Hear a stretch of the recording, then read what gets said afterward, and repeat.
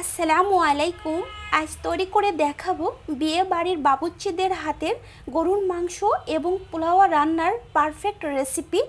আর এতটাই অসম্ভব মজাদার হয় এই গরুর মাংস এবং পোলাওয়া, আপনারা কিন্তু খুব সহজে তৈরি করে ফেলতে পারবেন। তো চলুন ভিডিওটি শুরু করা যাক। তো প্রথমে আমি এদিকে 2.5 কেজি গরুর মাংস নিয়েছি একটি বোলের মধ্যে। তো এই মাংসটা আমি কেটে ধুয়ে পরিষ্কার করে নিয়েছি আগের থেকে। তো আমি এখানে কলিজা অ্যাড করে নিয়েছি এবং চর্বি, মাংস, হাড় সব সহই আমি এটা অ্যাড করে নিয়েছি। তো এটা নেয়ার কারণেই কিন্তু মাংস রান্নাটা ভালো হবে। তো এদিকে আমি একটি পাত্র নিয়েছি, যে পাত্রতে আমি রান্না করে নেব। তো এই পাত্রের মধ্যে আমি এই মাংসগুলো ঢেলে নেব। আর এই মাংসের মধ্যে আমি অ্যাড করে নিব আলু। আমি এখানে 8 পিস আলু অ্যাড করে নিয়েছি।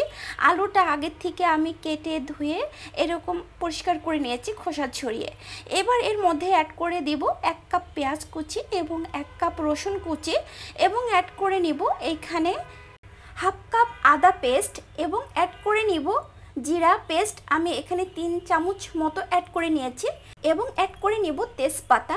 আর অ্যাড করে নিব জয়ফল, জয়ত্রী এবং গোলমরিচ। আর জয়ফল, জয়ত্রী আমি একটু হালকা গুঁড়া করে দিয়েছি। আর অ্যাড করে নিব এখানে লবঙ্গ, এলাচ এবং দারুচিনি। এলাচের মুখটা আমি ফাটিয়ে নিয়েছি এবং স্বাদ মতো লবণ অ্যাড করে নিলাম এবং অ্যাড করে দিব 3 চামচ জিরা গুঁড়া এবং অ্যাড করে দিব 2-4 চামচ লাল মরিচের গুঁড়া। হলুদের গুঁড়া দেব 2 চামচ মতো এবং অ্যাড করে দিব ধনিয়ার গুঁড়াও আমি 2 চামচ অ্যাড করে নিচ্ছি এবং অ্যাড করে দিব 5টা কাঁচা মরিচ মাঝখান থেকে এরকম ভেঙে দিয়েছি এবং অ্যাড করে নিব হাফ কাপ রান্নার রেগুলার তেল। আর আপনারা এখানে সরিষার তেল অ্যাড করতে পারেন, তো আমি এখানে রান্নার রেগুলার তেলই অ্যাড করে নিয়েছি। এইবার ভালো করে আমি মিশিয়ে নিব। তো এখনও যারা আমার চ্যানেলটাকে সাবস্ক্রাইব করেন নাই তারা অবশ্যই আমার চ্যানেলটাকে সাবস্ক্রাইব করে নেবেন এবং পাশে থাকা ছোট্ট বেল বাটনটি ক্লিক করে নেবেন।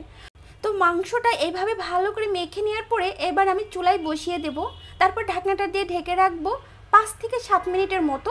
তারপরে 5-7 মিনিট পর আমি ঢাকনাটা উঠিয়ে মাংসটা দেখাচ্ছি যে এরকম হয়েছে।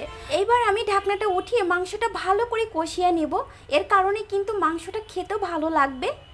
আর এর মধ্যে আমি অ্যাড করে নিব আগের থেকে ফুটিয়ে রাখা গরম পানি। আর এই গরম পানি দেওয়ার কারণেই কিন্তু মাংসটার স্বাদও ভালো থাকবে এবং কালারটাও কিন্তু ভালো আসবে। তো ভালো করে এবার নেড়ে চেড়ে আবারও ঢাকনাটা দিয়ে ঢেকে রাখবো 20 থেকে 25 মিনিটের মতো। আজকের ওয়েদারটা আপনাদের দেখাচ্ছি, দেখেন কতটা সুন্দর আর দেখতেও কত সুন্দর লাগছে। আমি আবারও 20 থেকে 25 মিনিট পরে এসে ঢাকনাটা উঠিয়ে আপনাদের দেখাচ্ছি। দেখেন মাংসটা কিন্তু অলরেডি সিদ্ধ হয়ে গেছে আর কতটা লবণীয় হয়েছে। এবার আমি চুলাটা কিন্তু অফ করে দিয়েছি নেড়ে চেড়ে।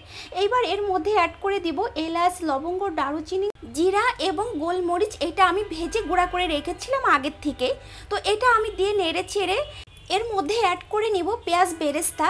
আর পেঁয়াজ বেরেস্তা দিয়ে আমি আপনাদের দেখাচ্ছি, দেখেন কতটা লবণীয় হয়েছে। এইরকম বিয়েবাড়ির মাংস রান্না আপনারা একবার হলেও কিন্তু ট্রাই করবেন। এবং একটি প্লেটে আমি সার্ভ করে দেখাচ্ছি, দেখেন মাংসটা কতটা সফট হয়েছে আর কতটা লবণীয় হয়েছে।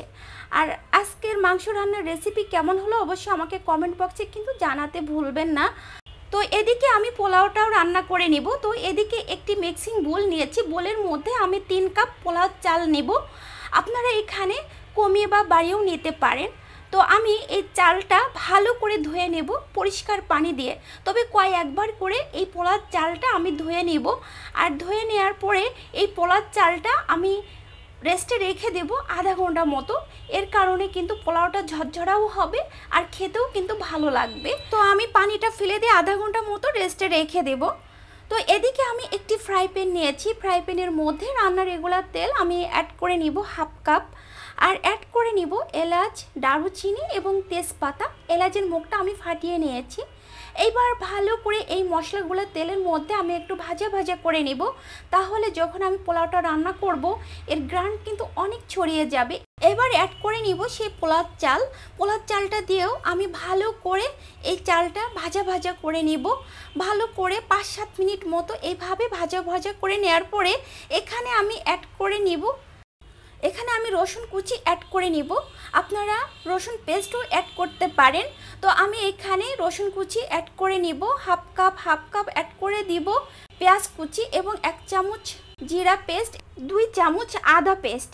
এই মশলাগুলা এই চাউলের সাথে ভালো করে মিশিয়ে নেব। আর এই চাল থেকে যখন শনশন শব্দ হবে ঠিক এই পর্যায়ে অ্যাড করে দিব 3 কাপে আমি 6 কাপ গরম পানি অ্যাড করে নিব। আর এর কারণেই কিন্তু পোলাও ভাতটা ঝরঝরা হবে এবং পারফেক্টভাবেও কিন্তু ভাতটা রান্না হবে। তো আমি অল্প আঁচে এই পোলাওটা রান্না করে নিব।